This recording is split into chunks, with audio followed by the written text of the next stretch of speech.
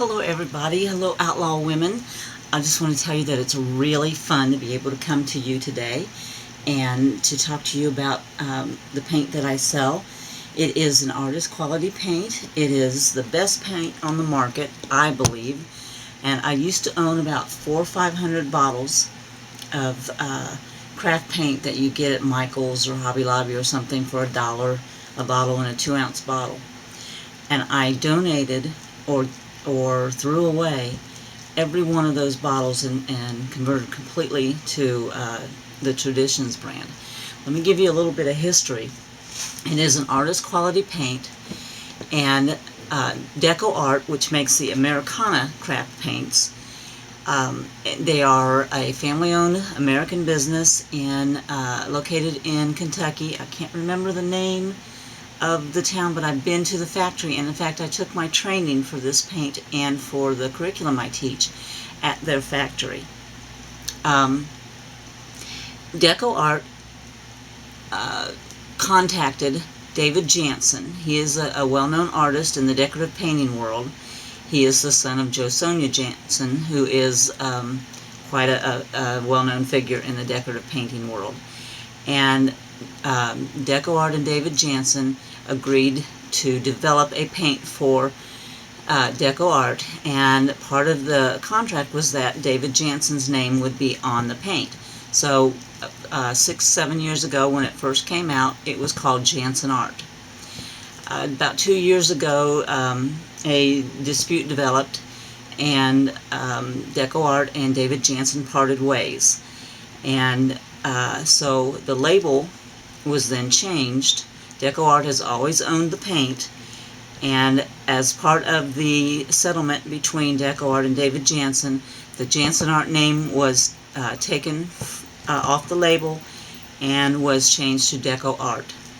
So it is the exact same paint, it is the exact same formula, but David Jansen is no longer associated with the brand. So you will see in my demonstration more than one name. You will see DecoArt Traditions on some of my bottles, and you will see Jansen Art on some of my bottles. And the reason for that is because this paint lasts so long and goes so far that I've had these bottles for more than 3 years, and I'm still using them. So this paint is priced by pigment, just like oil paints. If you've ever priced oil paints, you'll see that some of them are very, very inexpensive, under $5, and others are upwards of around $30 because of the pigment that is used. My paints are not given silly, cute names like DecoArt and Folk Art are. My paints are named for the pigment that they are, just like oil paints, and they are priced just like oil paints to reflect the cost of the pigment used. So and they also come in 3-ounce bottles. So even though you may look like you're putting out more money at the beginning, you're really going to be more economical. Many of the colors and pigments only cost $3.60. You get 3 ounces, and this 3 ounces will last 3 or 4 times longer than one bottle of the dollar paint from Michael's or any of your other big box craft stores. And I'm not putting them down, it's just that this is an artist quality paint, and you get what you pay for, and you use so very little of this paint at a time for coverage that it turns out to be far cheaper to buy a good quality paint than a craft paint. And the reason for this is because DecoArt Traditions is a resin-based acrylic. That is the hardest base acrylic that you can have. All of the products, including the mediums, such as the glazing medium and the sealer and the varnish, etc., they are all made with the same base of resin, and they are all compatible with each other. I can mix a glazing medium, an extender, which is the same as a retarder, and the sealer all together and make a solution that allows me to paint and then put that solution over it and then paint over top of it, and nothing underneath it is disturbed.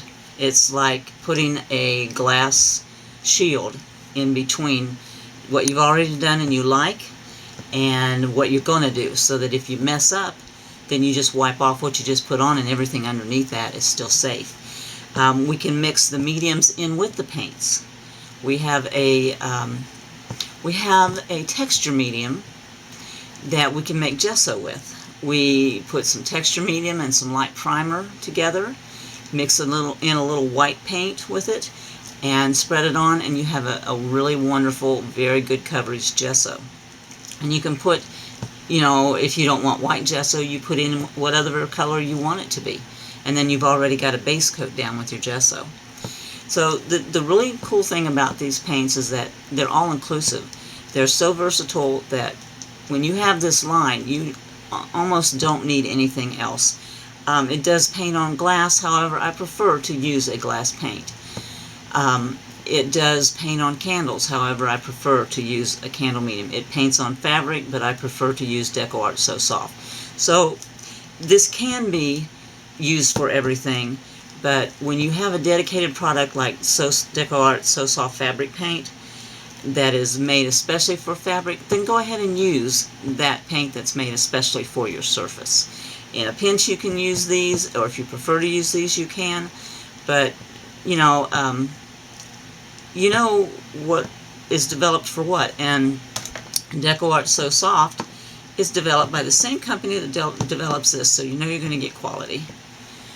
So let's see, what else should I tell you to begin with before we get into showing you how this works. Talked about the different labels. Let me show you some more things on this label. On every label is the pigment number, and all pigments are the same. The same pigment that is used for this paint is the same pigment that's used for an oil paint, and the same pigment that's used for a watercolor paint, and the same pigment that's used for craft paints. The only difference in these different paints is the medium or the vehicle. This one is resin acrylic, so this is an acrylic paint. If I use these same pigments that are listed here on this bottle and put an oil binder with it, it would be an oil paint. If I put a watercolor binder, which is gum arabic, with it, then it would become a watercolor paint. The pigments are all the same. So if you want to match an oil paint or a watercolor paint, find the pigment numbers on the container, on the tube or the bottle, whatever it is, and then come to DecoArt Traditions and look for those same pigments on the side of the bottle of paint, and you will have the exact same color. So these are all listed, and then it's listed on this bottle whether it is opaque, semi-transparent, or transparent. Dioxazine purple is a transparent color. White is an opaque color. Anything that you put white, mix white in with, you're going to add opacity to it. So if you're trying to lighten a color that is transparent and you want it to be able to see your stamping or maybe a bottom color through that paint that you put on, don't use white, because you're going to blot it out, because it will automatically become opaque. Try to find another transparent pigment to lighten it with. And we can, let's see, Indian yellow is a transparent yellow. So if you wanted to make a warm color and a lighter color, you could add Indian yellow to it, your other transparent color, and you would still be able to see through it. Okay, and what else is on here is the light fastness. The light fastness meter is from 1 to 4. 1 being the best, 4 being the worst, as in it will fade in sun or heat or just with age. Many of the Dutch old masters have faded out many of the reds and the yellows, because those paints colors, those pigments, were what we call fugitive. Alizarin crimson is a very fugitive color. And if you will look at the old paintings from the 16th century and 17th century, and even the 18th century, you will find that the reds are all faded out. That's because they used alizarin crimson, and it was a fugitive pigment. DecoArt Traditions has a permanent alizarin crimson. This is not fugitive. It will not fade. And its light fastness is a 1, which is the best, and that's how you can tell. If you want to look on your oil paints or other paints, I think Golden and Liquitex may list their pigments and light fastness. I'm not sure. But you could do some research on the internet and find out what their light fastness is. All of DecoArt Traditions paints are light fastness of 1 or 2. You will never find a 3 or a 4 in this line. Okay, what's after that is, this is called the hue. Color has 3 properties. It's hue, value, and intensity. The hue is the color. And this is 4.7 R, R meaning red. The next thing listed here is the value. The value property of color is its lightness or its darkness. It's a scale of 1 to 10, and 10 is white and 1 is black. And there are 10% increments of lightness or darkness for each number between 1 and 10. So this is a value 3.9. So it's pretty close to 1. So this is a dark color. You know that this is a dark color because it has a value of just about 4. This light color has a value of 7.4. Now we're getting up close to 10, which is white. So therefore this is a light color. This is not exactly white. Let me put a white next to it and you can see the difference. And this white, of course, is a value 10. The other property of color is chroma or intensity. This is a 1.9. This is a 9.5. You can see by looking that this is a more intense color than this is by virtue of its value. So these are all things that you can learn on the label so that you know what you're using before you use it. Now, granted, you know, maybe 80% of the time you're not going to care about a lot of those things, but it's nice that it's there for when you do care. Okay, I want to talk to you a little bit about this paint. This is a white palette paper. It's very cheap. It's about $5, and you can buy it at any of your big box stores. I also use a gray palette because in the value scale that I was just telling you about, this is a 10 and this is a 5. This gray palette of a value 5 is a medium color, and it will show your colors truer than a white will because white kind of glares off. Okay, so many of you are familiar with a color wheel. My pigment wheel. I wanted to give you and show you an example of a value scale. This is 10, which is white, and 1, which is black. And as we see, this color, which is a value of 4.2, let's go up to 4, and you will see that that is the same darkness as this right here. So you can test your own value with a little value scale. Okay, this is a pigment wheel. The color wheel is red, red-orange, orange, yellow-orange, yellow, yellow-green, green, blue-green, blue, blue-violet, violet, and red-violet.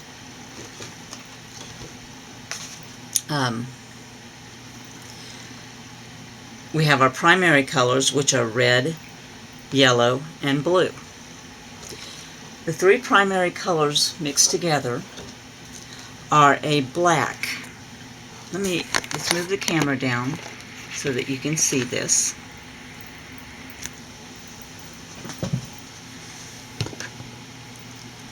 Okay. We have our red, our yellow, and our blue as our primary colors. When we mix these colors together, we get a soft black. And we put this in the center of our pigment wheel. All of these colors inside this wheel are the colors of DecoArt Traditions paint. We have placed them where they belong in the world of color as to their color, their hue, their value, their lightness, darkness, and their intensity. Whether they are vibrant or kind of receding. We use this to mix our colors. With DecoArt Traditions, we have pigments. Permanent alizarin crimson, naphthol red light. We have Hansa yellow. We have a transparent red iron oxide. We don't have sunset orange. We don't have calypso blue. We don't have Mediterranean green. We make those colors. You don't have to buy 500 bottles of paint. There are 20, let's see, maybe I think it's 34 now, pure pigments in our paints. And also let me stress that the difference between DecoArt Traditions paint and craft paint is the fact that craft paint is an acrylic base, but it is not a hard resin acrylic. So it is an acrylic base and some water and a little tiny bit of pigment and a whole lot of filler that we call dirt. It's just like gray matter. It's just filler. It fills the bottle, but also waters down the color and it waters down the coverage. This is resin and pigment alone, period. It has no fillers. That's why this one bottle can last you a year or 2 or 3, depending on how often you use this color. So, that's where you get your quality.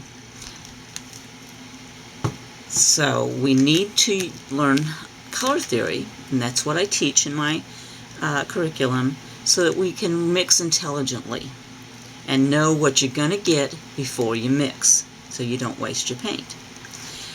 If you can see that each of these little sections is like a pie shape, like this is the yellow-green pie, this is the green pie, this is the blue-green pie. And you will see that these pigments are sitting in each of these pies, or near them, okay? So if you pick up a color, if you pick up Phthalo green yellow, and I think I have that with me right here. Let's see, maybe not. I thought I picked one up. Well, let me get one from my own stash here that I'm using.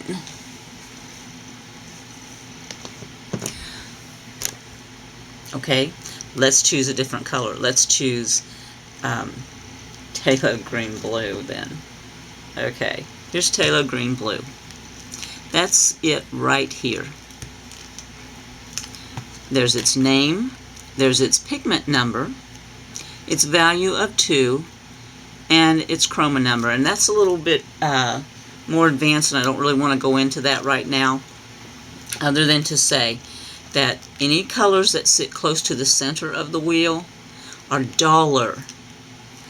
As you get out to the edge of the wheel, you get brighter. So let's take this color, Phthalo green blue. It sits in the green pie section, but it sits almost on the line of blue-green, and you can see that it is a blue-green.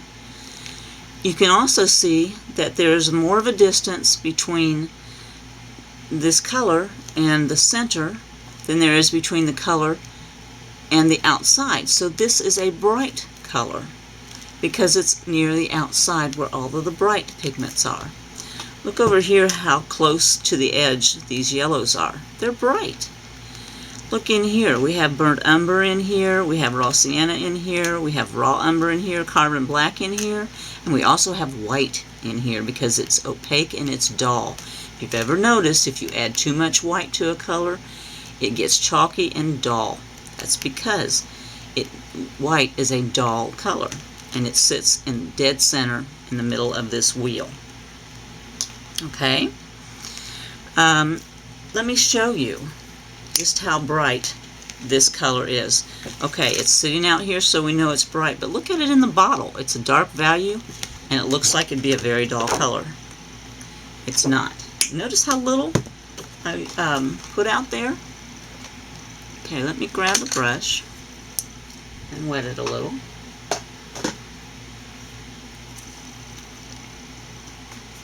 Look how bright that green is. And look how far I can paint with this tiny little bit of color.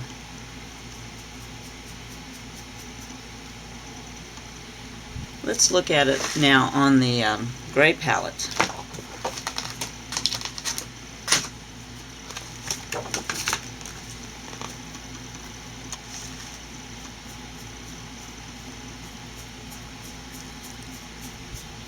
Look at all that coverage from this one tiny little dab of paint that wasn't even much bigger than a pinhead. And you also see how that you can see the difference in these colors on the white palette and on the gray palette. I'm going to let that dry for a second. This paint has a very unique characteristic in the fact that if it dries on your palette, and you know, we're tempted because we don't want to waste our paint, so we're tempted, like as it dries and that little puddle on the palette, we're tempted to wet the brush and try to get that last little bit of paint. But when you do that, you end up with kind of some grungy stuff. In fact, I have another bottle of the other kind of stuff, and I will show you what happens. So this is Americana, and I have to shake the dickens out of this to get it ready to paint with. You notice I don't shake Traditions. Traditions paint never, ever, ever, ever loses its suspension. It is always suspended and always ready to go. You never shake Traditions paints, ever. There are two products in the line of DecoArt Traditions that you shake. That is the varnish and the watercolor medium, but none of the pigments ever need to be shaken. Okay, now this is the cheaper craft paint. It is made by DecoArt. It's Americana. It's a very nice craft paint. Look, already you see these little grungies in here. Whoops, got a little bit of the other color. And by the way, DecoArt is compatible with Americana, made by the same people. But look at those grungy things already, and it hasn't even dried yet. So I'm spreading that out real thin so that it can dry. I'll rinse off my brush. And I want to make sure that I get all the craft paint out of my brush. And as a matter of fact, you should treat your brushes very kindly. Never ever go back and forth on a plastic grid in your water bucket. Never do that to your brush hairs, because when you do that, you're breaking the delicate hairs, and then your brush will spread and it won't be any good anymore. And when you rinse off your brush, then you take a small piece of paper towel and you cover over it and you squeeze the water out of it. Okay, and then you dry it flat. You never stand it in anything this way because you break the hairs, and don't stand it up the other way, because don't stand it up, you know, this way while it's wet, because the water will travel down into the ferrule and loosen the glue. Okay, there's a lot of things when it comes to brush care, and that's also covered in the curriculum that I teach. Okay, this is dry now, right? Okay, so let's say that I wanted to use some more of this. I'm going to wet my brush, and I'm going to pick that paint right back up.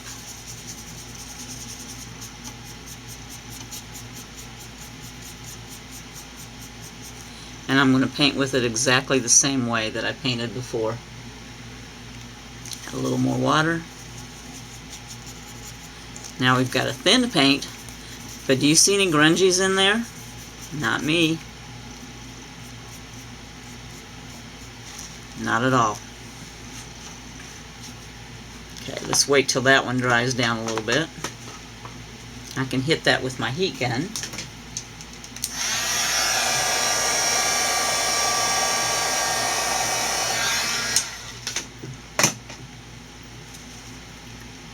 And come back with wet. What do you see? grungies. Now, we all love Tim Holtz grunge, but I don't like grungy paint, and I don't think you do either. See the difference? Smooth, clear pigment color, reconstituted, grungy crap. See that? DecoArt Traditions paint will reconstitute itself like that for up to 40 minutes. After 40 minutes on your palette, you're not going to get it back up. It's there permanently. It dries a lot sooner than that on your painting, but if you get down to the last little bit and you're almost out of paint, or you just don't want to put out another puddle, you can do this for up to 40 minutes. Okay? Kind of cool, huh? That's the difference between Traditions and craft paint. Traditions is pure pigment and the resin vehicle. This has filler. Okay? So let's go back to the color wheel for a minute, or to the pigment wheel for a minute. And I want to show you just a little bit about mixing. Okay? Let's go up here to the red spectrum. A lot of times you'll see yellow on top, but we put red on top because it is the center of the color spectrum. Now you see red orange and red violet. We have a starter pack, and let me grab one of those.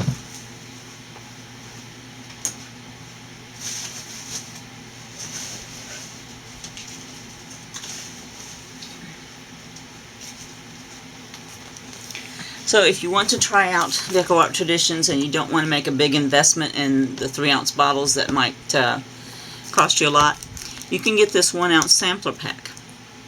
And it's under $20. And we also have a 3-ounce sampler pack that's about $50.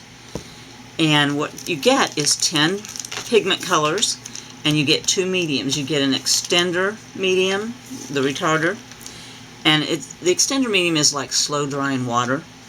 What it does is hold your paints on your surface open just a little bit longer so you have more time to blend.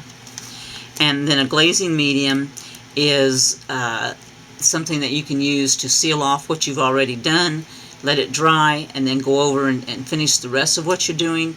And it puts like that plate glass barrier in between, and it adds a little dimension, plus it protects. So you're going to get 2 reds in this sampler pack. And one of the reds is Naphthol Red Light, and one of them is Naphthol Red. Okay? The Naphthol Red Light sits on the wheel toward the orange side. The Naphthol Red sits over here toward the blue side. Okay? You have, I know all of you have tried to match reds. And you thought you had it, and you got it home, and oh, it's just such a different color.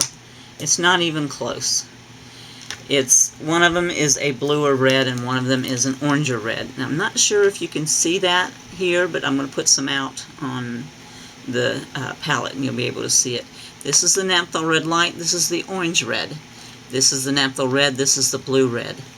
As you work with colors and mix your colors, you will be able to begin to see a color bias automatically.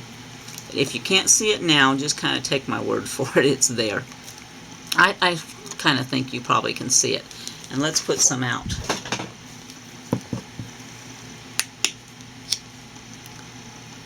Remember, no shaking. Look at the loft on that paint. Look how high it sits up. And as always, I've already got it on my hands. And I've really got it on my hands now.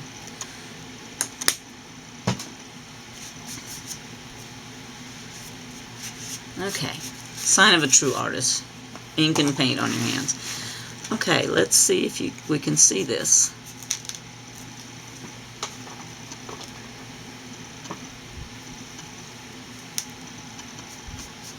Okay, this is Naphthol Red, and it sits on the bluer side. This is Naphthol Red Light, that sits on the oranger side, and I know you can see that. But let me show you another way to see. I'm putting out some white.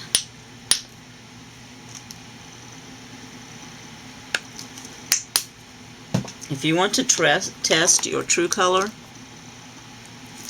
put a little white in it. Okay?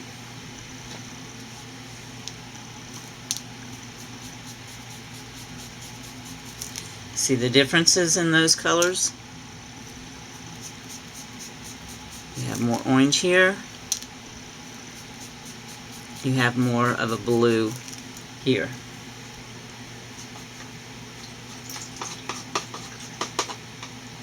So, let me tell you about the two blues that come in this starter set. You have a phthalo blue and you have an ultramarine blue.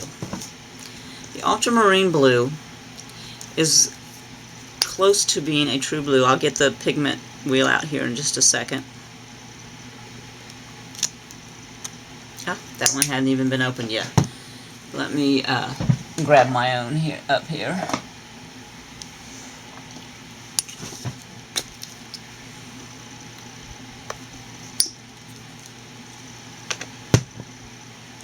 And the phthalo blue. It's a fun word to say, fun to spell. It has lots of H's in it. Okay. Now you can see the difference in those two blues very easily. The ultramarine blue is there, and the phthalo blue is there. On the pigment wheel, see if I can do this without getting the back of it dirty. On the pigment wheel is ultramarine blue. It's here in the blue section, and it's close to the blue-violet section. The phthalo blue is in the blue section, but it's close to the line for blue-green. So you know that this blue ultramarine is going to have more violet in it, or red, and the phthalo blue is going to have more green in it, or yellow. Okay? So, we've got these two reds and we've got these two blues. Here, let me put a little white in this path so you can see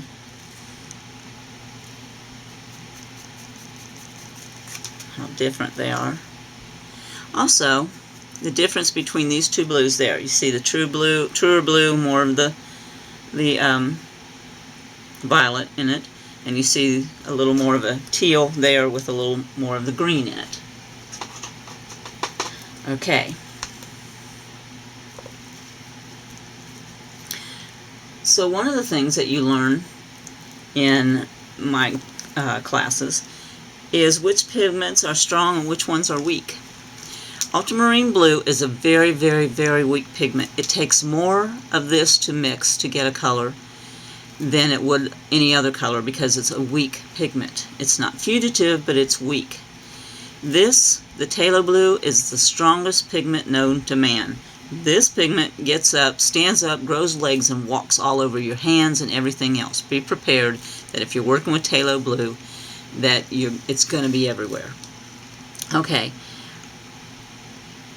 This little bit right there is all you need to mix a color with the same intensity as that much ultramarine blue. That's how much stronger a pigment it is. So when you're working with mixing anything that has the word phthalo in it, be prepared to use a teeny tiny bit at a time. Sneak up on that color. Just, put a little bit in and a little bit in, a little bit in until you get the color that you're looking for. Okay, let's make a purple. Alright? We all know that purple is blue and red. Okay? So we got our blues right here, we've got our reds right here on this pigment wheel. Here, let me move this for a minute. Okay. We have our blues right here and our reds right here. Okay? So let's mix. Let's decide. How do you decide what color you're going to use to mix for what color you want? Well, I'm going to use a ruler here, and I'm going to start with ultramarine blue. So that's here, and that's near the outside, so it's bright. Okay, if I want a bright, clear purple, I'm going to need to mix it with a red that is also closer to the edge of the wheel. So I'm going to come over here, and I'm going to bring this part of my ruler over to Naphthol red. Okay, this sits on the blue side of the red spectrum. This sits on the violet or red side of the blue spectrum. Okay, they're close to each other. And a line can do it with my brush. The line goes right here. Why wouldn't I choose Naphthol Red Light? Let's move our ruler over here. And here's our line. Look how much closer to the center of the wheel and the muddy area that color is. So let's mix and let's see. Okay, let's mix our Naphthol Red and our ultramarine blue. Okay. Again, I'm going to need more of this blue to get to my violet. And there's my violet. And when I spread it out thin, you can see that. You can also add white to it. And you can see the true nature of that color. Okay? That's a very nice clear purple. Let's mix our Naphthol Red, and let's use Phthalo Blue. And see, I've got just a tiny bit there, and already I've got my violet. So you see the difference in the strength of those blue pigments. Let me get just a tad more because it's more of a red violet, isn't it? There we go. There's our purple. Now let me put some white into that.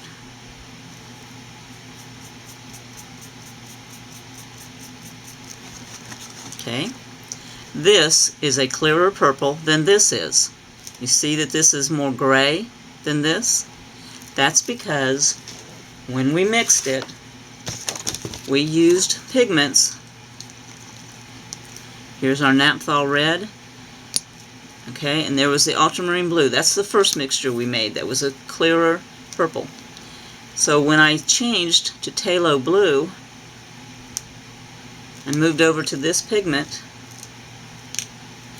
my line got closer to the middle, so it got muddier. Sometimes you want a muddy color, sometimes you don't. But if you know beforehand what you're going to get with each pigment you use, then you don't waste paint. You know what two colors to use to mix. Let's use the Phthalo Blue and the Naphthol Red Light. So now we're using the green-based blue and the yellow-based red. So we have yellow, red, and blue. All three of those primaries are mixing together when we make this mix. And what did I say we get when we mix all three primaries together? Black mud.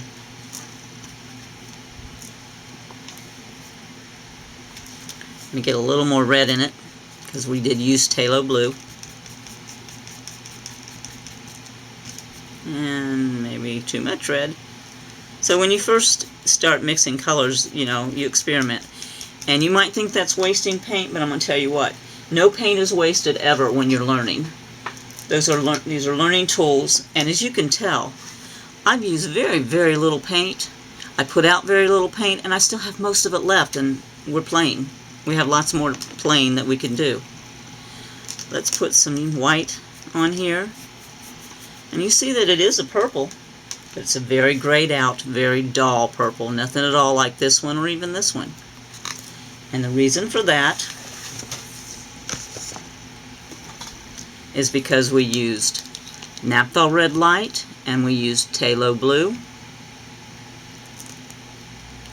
Look where our line is. Almost smack in the middle of that, where all the dull colors are. So if you want to mix a bright color, then use your pigment wheel, use a ruler or a sheet of paper if it helps you not to use, you know, something clear. You know, use that, or shoot, use your craft sheet. You know, there you go. To draw your lines, you can put this in a page protector and take a Sharpie and draw your lines and see. Let's see. Naphthol Red, that was our clear purple, and our Phthalo Blue and our Naphthol Red Light, which was our muddiest purple of all. and you have your lines. And you can see that this one is closer than this one. Okay? There's all kinds of ways to help yourself, and when you learn to use this pigment wheel and understand it, then the world of color is really opened up to you. And I wanted to just show you this graphic right here. Here's our value scale we talked about from 1 to 10, 10 being white and 1 being black. Go up the value scale to lighten, go down to darken. You do that by adding white or black, or you can also do that by adding the next color on your pigment wheel. If you have a blue and you want to darken it, you can add some dioxazine purple to it and it will darken. If you have a blue and you want to lighten it, you could add some of this phthalo green blue, or you could even jump over here to yellow, and that would lighten it. So you can use what's next to your color, and you can also use black and white. But that's more color theory for later. I don't want to tell you too much. Okay, and then here we have the intensities, and we have the center of the wheel versus the bright wheel. This pigment wheel, this wheel right here is this pigment wheel turned up. It's like, let me find my value scale again. Okay, here's the value scale, and here it is standing right side up. Okay, then this wheel right here is this pigment wheel turned on its side, right next, right, sitting right in the middle of it. I hope that you can understand what I was doing there. You go out to the edge of the wheel to brighten, you go back towards the center to dull. Okay? To brighten, you increase saturation. To brighten, you do more. You know that with your alcohol inks. You put it on and it's light, and you put another layer on and it gets more intense. Okay? Same principle. Okay? When you want to dull it, what do we put on there? Walnut stain, vintage photo, maybe some of the other light browns, and it dulls down that vibrant color, doesn't it? Same principle. You're already using color theory, and you just might not even realize it. Okay? Okay, so maybe one more little demonstration. Traditions can be made to work like an acrylic, straight from the bottle, or mixed in your colors. It can be made to work like an oil. What we do is we take extender,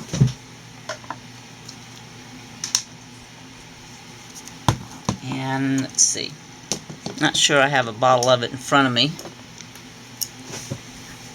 We take extender, and I have some in this little clear bottle, and it's slow drying water is what it really is. And so I'm going to put a little bit out. Okay, you would spread this on your surface. If you get too much on your surface, your color and your paint is going to swim. If you,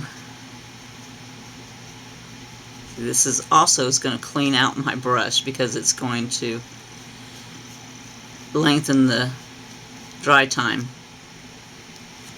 of my paint. Okay, but this is used for a lot of things, and we can get into more of that later. I just wanted to tell you that in order to make the acrylic format of this into a format that acts like oils, is we would take 30% of extender and 70% of paint. We would mix it all together, and then we would leave that open. We do it in a cubby, about like this, and you would then leave it open to the air. You might want to put it in a shoebox and put the lid on the shoebox so that dust doesn't get into your paint, or cat hair or dog hair. And then for 3 to 4 days, depending on the amount of humidity in your climate, you would stir this twice a day and leave it open. This is called processing. We have a slang of cooking it. We call this the altered acrylics. And what happens is, by leaving it open, the liquid or the water in the acrylic paint will evaporate, and the slow drying water, the extender, takes the place of that water. So when, after several days, and you've stirred it to keep it, you know, just to keep it mixed in, after several days of leaving this open and the water molecules evaporating, you are left with nothing but pigment, the color, the binder, which is resin, and the slow drying water. Therefore, your paints will stay open. Once you finish this process, then you seal your paints. But when you use them, and the older they are, the better. When you use them, then you will have a drying time of overnight, just like oils. They blend like oils. You can hit them with your heat gun and dry them in 10 minutes, or you can leave it overnight and you can come back 2-3 hours later and still be able to move that paint. So therefore, we can use this as oils without the fumes of oils, without the things that make us allergic. And there's one more thing that we have, and that's a watercolor medium. This is gum arabic. This is one of the two things in this line that you would shake, because gum arabic does lose its suspension. So I shook that. I'm going to put a drop on this palette. I'm going to mix an equal amount of pigment with it. And I'm going to stir that until I'm very certain that it's completely mixed in. Now, I still have some purple on my brush, so you're going to see some color changes there. When this is all mixed together, what this does is the gum arabic separates the molecules of the paint. It coats the molecules with gum arabic, thereby rendering this acrylic paint into a watercolor paint. And you have a watercolor paint now that you can use to paint any watercolor design you want. You'll get this lightness, you'll get the transparency, and you'll get all the properties of watercolor. So you don't have to go buy watercolor paints. If you just want to do an occasional watercolor, use this. And you can see that this still has the Jansen Art label on it, and it's only halfway, not even halfway gone. And then the other product that you would shake is our varnish. The reason for that is because it has solids in it. It has 20% or 40% solids. I'm thinking it's 20. And when you don't shake it up, the solids go to the bottom. And if you use the varnish right off the top, this says satin varnish. It's satin varnish when it's shook up.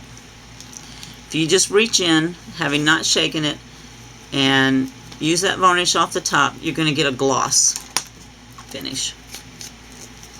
Shake it up, mix those solids up in it. Now you have a satin finish. And it's a finish that doesn't shine as much. And I know you can't really see this on my white palette. Take my word for it, okay? I still have pigment in my brush. And the other finish for varnish is matte. And those are used for a lot of primitive things, and also for a lot of our altered art. You just want a matte finish. You don't want to shine. You want that protection of a varnish, but you don't want the shine.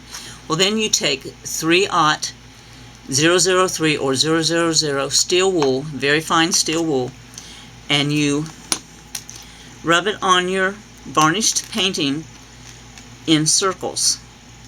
Don't be afraid. It's a very gentle wool, and you rub it in circles, and what that does is it breaks down that varnish to refract the light. So instead of like on the gloss where the light comes in and hits it and bounces back off and you got shine, shine, shine everywhere, when you do this in circles, you refract that light. You break down the edges of the varnish, the surface of the varnish, just enough to cause that light to go everywhere, and you get matte. You don't get that shine. You still get the protection, but you don't get the shine. So you know, you don't have to buy a gloss varnish, a satin varnish, a matte varnish. Buy one varnish and use your steel wool. If you have a gloss varnish and you want a satin finish, take your steel wool and go up and down, one direction only. You want a matte finish, circles. Okay, cool. Okay, well, I've taken up a lot of your time, and I'm not real sure if you understood everything I said, and I probably left some important things out, but I just want to urge you to go ahead and try this paint. You will, I don't have to sell you Traditions. Traditions sells itself. It is a very fine artist quality paint. You will, again, look at how little I used. We've been on this tape for quite some time. I've been painting and showing you some things, and I still have the majority, especially in the Phthalo Blue. I still have so much here, you know, and if this was craft paint, we'd have used it all already.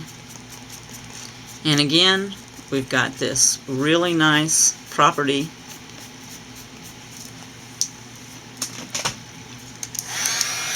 where if it dries on my palette,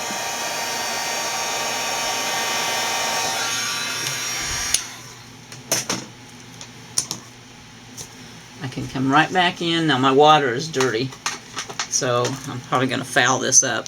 I can come right back in and reconstitute that right off my palette and have pure paint. This line only has I think 57 colors, because that's all you need. We have, the majority of the line is pure pigments. If you wanted every color, all you would have to buy is half of the line. I think it's 30-something pigments. And then you mix to get every single color. But we do have a few mixes in our line for convenience. We have this one. This is sap green. And sap green is a very popular green color. Let me put a little bit of it out. And you'll notice that many of our greens are this bright because what you do is you take and you mix and tone them. So this is sap green. Very, very pretty green. Okay? Let's look on the label. It's pigment PG36. That's the green pigment 36. Okay? Let's go to this chart I have. And I want to find PG36. There it is. Phthalo green yellow. So if I've got the phthalo green yellow in my line, then I've got that. Okay? That's the pure pigment. Alright. So next is PR101. Well, pigment red 101. That's right here. That's English red oxide. So if I have that pure pigment, then I've got that. Okay? And the next one in this mix is PY73. PY is pigment yellow.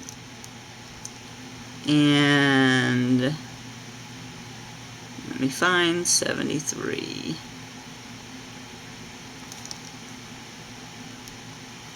Well, we've got a 74. So we don't have that exact yellow pigment that was used in this one. Unless I'm missing it someplace. Oh, here it is. Okay, Hansa Yellow Medium, PY73. So I've got that, if I've got all of my pure pigments in the line. So all I have to do is take those three and play around with them and mix them, and then I've got sap green, and I didn't have to spend $7 or $10 to get this mixed color. Okay? Saves you money if you learn how to mix. Okay.